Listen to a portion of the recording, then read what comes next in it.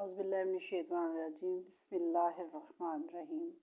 Doctor محمد کمال اسماعیل کا تعلق مصر سے تھا۔ وہ پہلا انجینئر تھا جس نے حرمین شریفین کی توسیع منصوبے کی تعمیر اور عمل درآمد کے لیے اختیارات سنبھالے۔ اس نے شاہ فہد اور بن لادن کمپنی کے ہائی اصرار کے باوجود انجینئرنگ، ڈیزائن اور آرکیٹیکچرل نگرانی کے لیے کسی قسم کا معاوضہ لینے سے انکار کر دیا اور کہا کہ میں دو مقدس مقاصد کے کاموں کے لیے معاوضہ کیوں لوں اور قیامت کے دن اللہ تعالیٰ کا کیسے سامنا کروں گا۔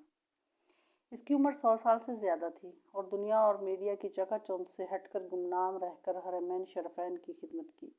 اس عظیم آدمی کی حرمین شریفین میں نصب کیے گئے سفید پتھر کے حصول کی بھی بڑی دلچسپ کہانی ہے۔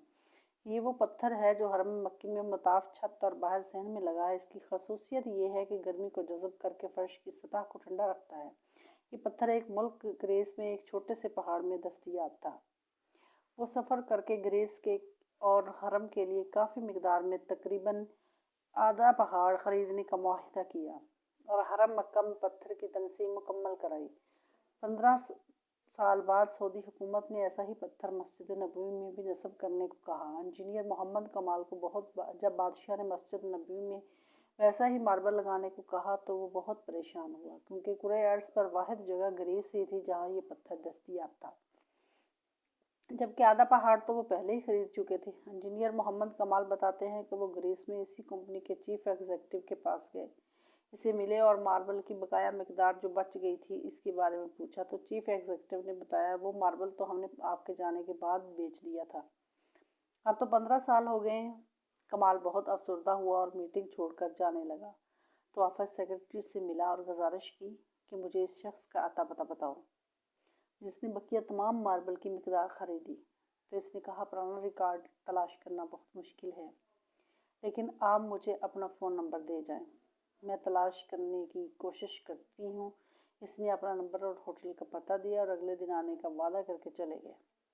دفتر چھوڑنے سے پہلے کمال نے سوچا کہ مجھے کیا ضرورت ہے کہ کس نے خریدا، اللہ خود ہی کوئی بندوبست کر دے گا۔ اگلے دن ایئرپورٹ جانے سے چند گھنٹے قبل اسے فون کال آئی کہ مجھے ماربل کا خریدار کا ایڈریس مل گیا ہے۔ اب وہ بہت آہستہ رفتار سے دفتر گیا کہ اب کیا کروں گا خریدار کے ایڈریس کو، کیونکہ اتنا لمبا عرصہ گزر گیا ہے۔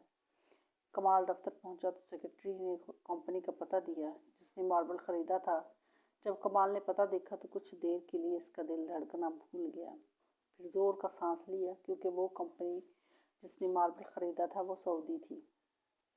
کمال نے سعودیہ کی فلائٹ پکڑی اور اسی دن وہ سعودی عرب پہنچا اور سیدھا اس کمپنی کے دفتر پہنچا اور ڈائریکٹر ایڈمن کو ملا اور پوچھا کہ آپ نے اس ماربل کا کیا کیا جو گریس سے خریدا تھا؟ تو اس نے کہا مجھے یاد نہیں۔ پھر اس نے اسٹاک روم سے رابطہ کیا اور ان سے پوچھا کہ وہ سفید ماربل جو گریس سے منگوایا تھا کدھر ہے؟ تو انہوں نے کہا وہ ساری مقدار میں موجود ہے اور اس کو کبھی استعمال نہیں کیا گیا۔ تو کمال ایک بچے کی طرح رونے لگا اور کمپنی کے مالک کو پوری کہانی سنائی۔ اس نے کمپنی کے مالک کو بلینک چیک دیا اور کہا اس میں جتنی رقم بھرنی ہے بھر لو اور ماربل کی تمام مقدار میرے حوالے کر دو۔ جب کمپنی کے مالک کو پتہ چلا کہ یہ تمام ماربل مسجد نبوی میں استعمال ہونا ہے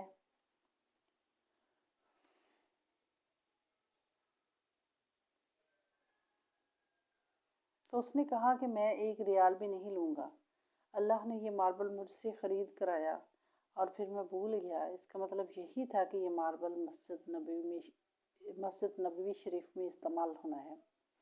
اللہ تعالیٰ انجینئر محمد کمال کو جنت الفردوس میں جگہ عطا فرمائے۔ میری ویڈیو کو لائک اور شیئر کریں اور میرے چینل کو سبسکرائب کریں۔